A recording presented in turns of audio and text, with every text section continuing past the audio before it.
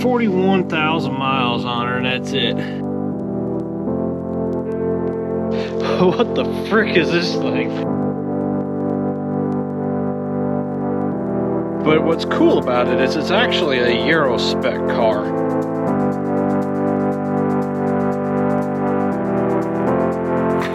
Alright, so I'm back here at Hoarders Paradise, and we're gonna try to look at some stuff a little bit more up close now that it's not 25 degrees outside. This is some of the stuff that just kind of strikes my interest, and I'm just gonna look at those types of vehicles. Check out a little Cabrio. I can't really tell these things are actually valuable or they're just kind of meh. I do like this one because it's the 4 headlight model, and it's got the white interior. It's only got 77,000 miles on it. What year is this one? I believe it's either 87 or a very, very early 88. It's a manual. I should know a lot more details about these older Volkswagens than I do, but I just don't. I think they're a 1.8 liter, 8 valve, I think. It's got the old CIS injection on it, I do know that. Surprisingly, the top's really not in bad shape, and it's got pretty low miles on it.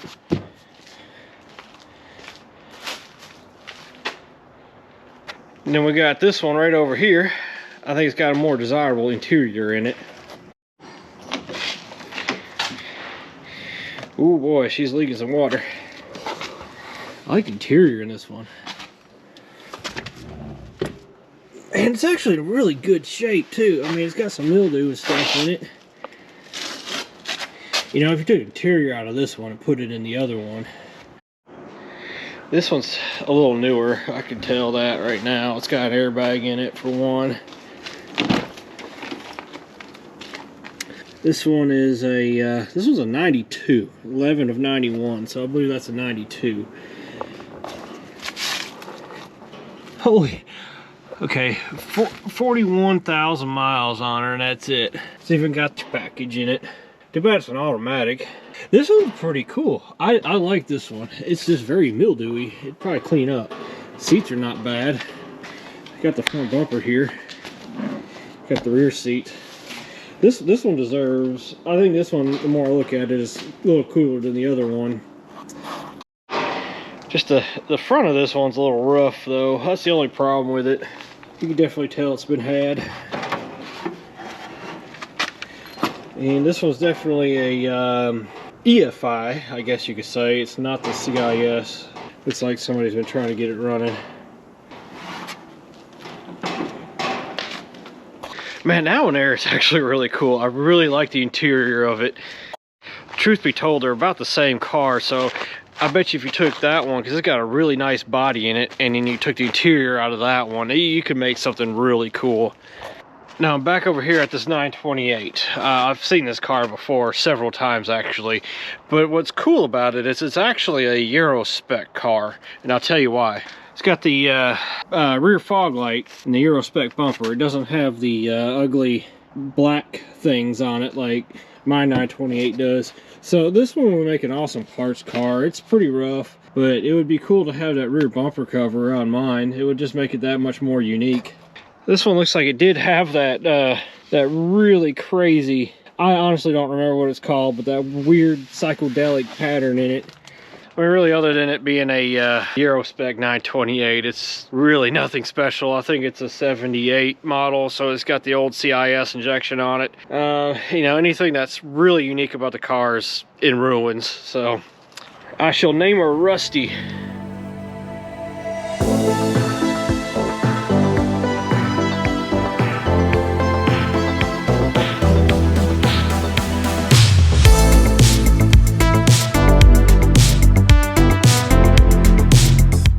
What the frick is this thing?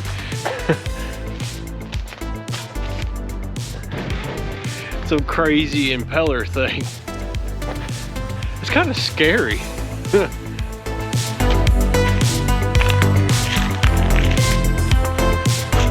I shall call it a Lone Ranger because it's just kind of back here by itself. Holy moly.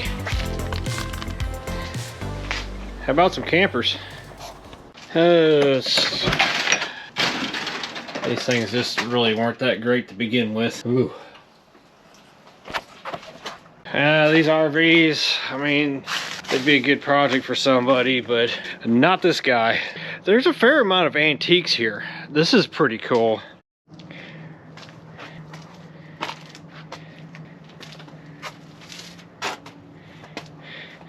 Not often you really see I believe it's a Model T. I'm not real big on these really old cars. I don't know much about them, but it is really cool. He does have some pretty cool stuff that would be good for some wheeling projects. I mean, you could start with the Land Rover, the Discovery here.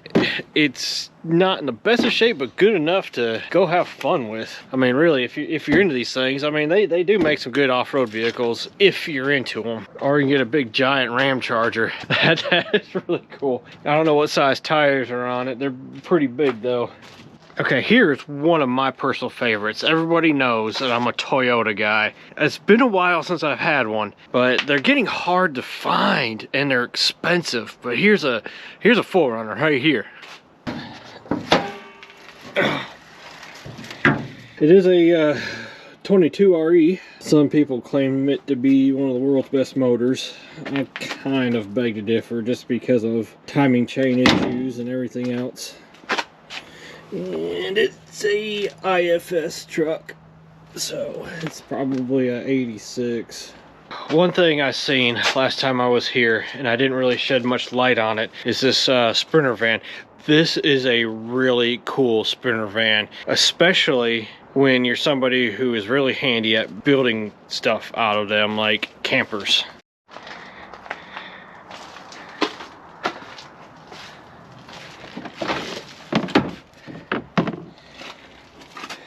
I mean, this thing says it's from the Humane Society.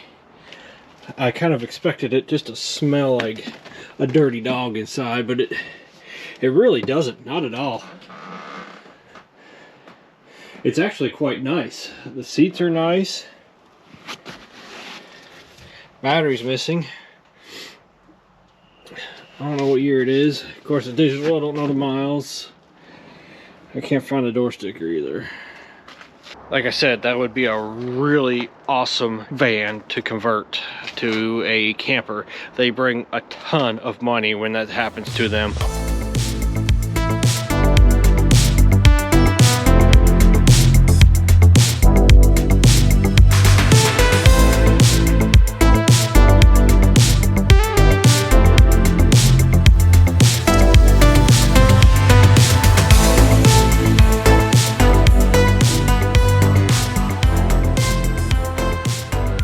Got a old 3/4 ton 6.5 turbo diesel Suburban too.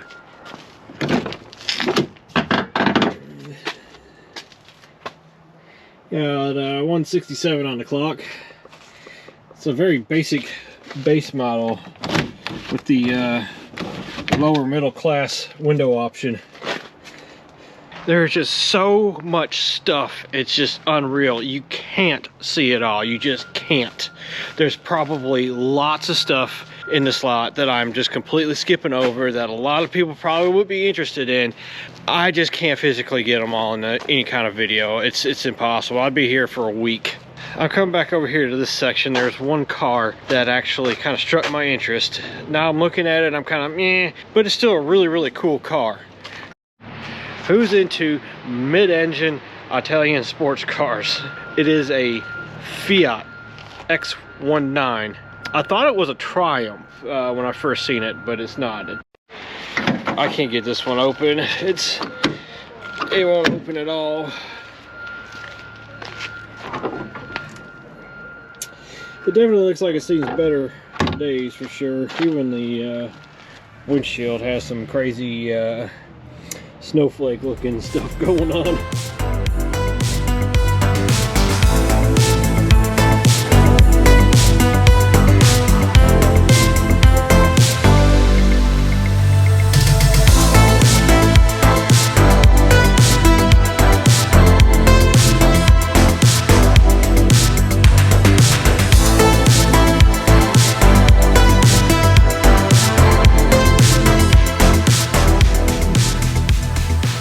Like I said, every nook and cranny is just crammed full of stuff. I've probably been here like 50 times throughout the years, and every time I come here, there's always something new I see. I'm like, man, I didn't know there was that, and it's probably been here for like 20 years.